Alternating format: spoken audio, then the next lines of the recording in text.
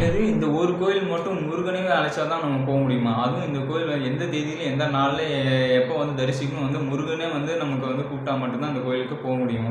அது மட்டும் இல்லாமல் இந்த கோயில் பார்த்தீங்கன்னா பழனி தண்டாயுதபாணி கோயிலோட உப கோயில்னு சொல்கிறாங்க. இந்த மூலவர் பார்த்தீங்கன்னா இதையும் வந்து போகர் தான் வடிவமைச்சிருக்கு. அதுவும் நவபாஷாணத்தால் தான் செஞ்சுருக்கிறாரு இந்த சிலையும் அப்படின்னு வந்து சொல்கிறாங்க. அது எந்த கோயில், அது எங்கே இருக்குது அப்படின்றத பற்றி தான் நம்ம இன்றைக்கி வீடியோவில் பார்க்க போகிறோம். தொடர்ந்து வீடியோ முழுசாக பாருங்கள். இது வரைக்கும் நம்ம சேனலில் சப்ஸ்கிரைப் பண்ணாதவங்க மறக்காமல் சப்ஸ்கிரைப் பண்ணிக்கோங்க. அப்போ தான் நாங்கள் டெய்லி போகிற வீடியோ உங்களுக்கு தொடர்ந்து கிடைக்கும்.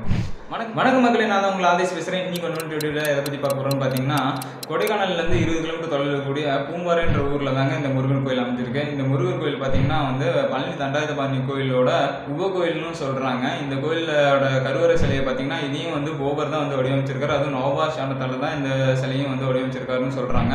இந்த கோயிலோட நடத்திறப்பு நேரம் பார்த்தீங்கன்னா காலை 6 மணிலேருந்து 8 மணி வரைக்கும் இந்த கோயில் நடத்திருந்துருவாங்க. இந்த கோயிலோட அட்ரஸ் வந்து நான் கீழே வந்து டிஸ்கிரிப்ஷனில் கொடுக்குறேங்க, மறக்காமல் செக் பண்ணிக்கோங்க.